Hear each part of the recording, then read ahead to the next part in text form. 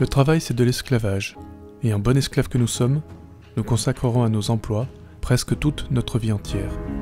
Car dès le plus jeune âge, nous y sommes préparés et conditionnés, et cela commence dès l'enfance, avec l'école. Nos journées sont organisées, on nous apprend la compétition afin de nous donner une vision pyramidale de la société, pour que nous puissions nous hisser le plus haut possible dans une échelle qui n'est graduée qu'à travers la fonction. Aujourd'hui, réussir sa vie tourne autour de sa profession, de son travail et du poste que l'on occupe. Le travail va représenter l'objectif premier de notre vie, et il va nous voler la majorité de notre temps. Nous consacrerons au travail 7, 8, 10 ou 12 heures par jour, parfois plus, 5 à 6 jours sur 7, chaque semaine, et cela durant plus de 40 années de notre vie. 40 ans à faire un métier ou une activité que nous n'aimerons pas, car c'est le cas pour 80% des gens qui travaillent dans le monde. Combien de gens vont travailler avec la boule au ventre, à s'en rendre malade?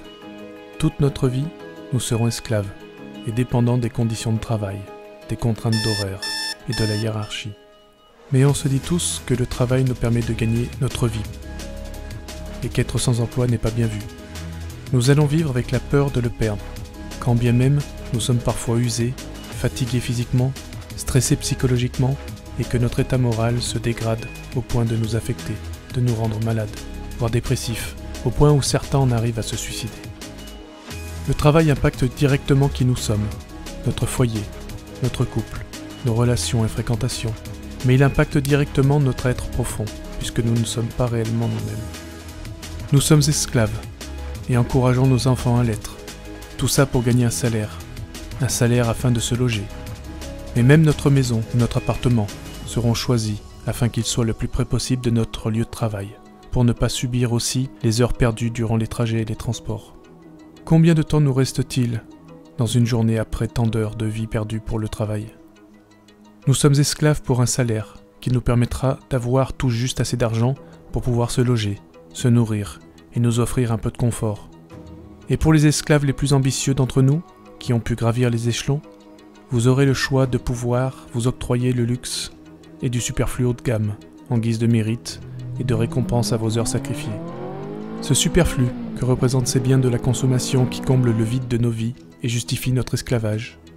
Esclaves, nous attendons les week-ends avec impatience, pour rapidement oublier la routine hebdomadaire. Pressés de vivre de loisirs et de distractions plaisantes, à nos sens, dans l'unique but de nous faire oublier le quotidien d'une semaine que nous n'aimons pas, d'une vie monotone et morose.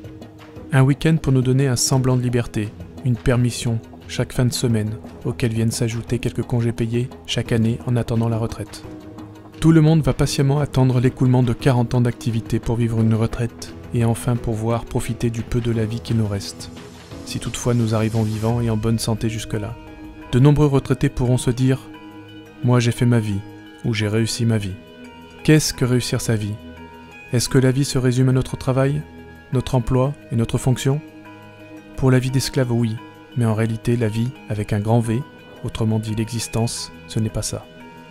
Non seulement le fait de travailler nous rend esclaves du système, mais nous le servons tout en sachant qu'il est mauvais, destructeur et injuste, que tout est basé sur le commerce et la compétitivité.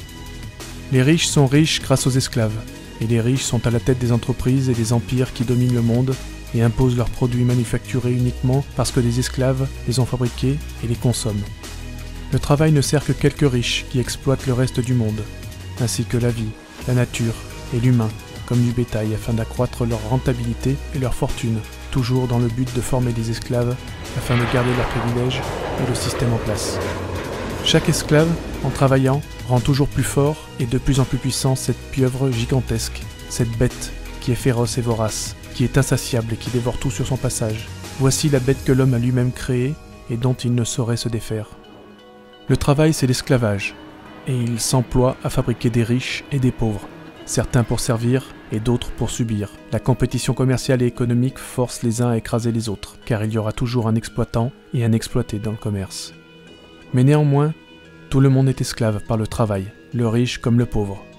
Le but n'est pas de se battre pour devenir plus riche dans le système afin d'échapper à la pauvreté, mais d'en sortir, car c'est la seule manière de trouver la liberté. La vraie richesse, c'est la liberté, et elle n'a pas de prix. Comment sortir du système? Comment ne plus être esclave? Il faut déjà prendre conscience que nous sommes esclaves, sans quoi, au lieu de quitter le système, nous le fleurirons et nous nous battrons pour le défendre ou l'améliorer. Une prison fleurie reste une prison, et à force de l'embellir, nous ne voudrons plus en sortir. Un esclave qui n'a pas conscience de ses chaînes se croit libre.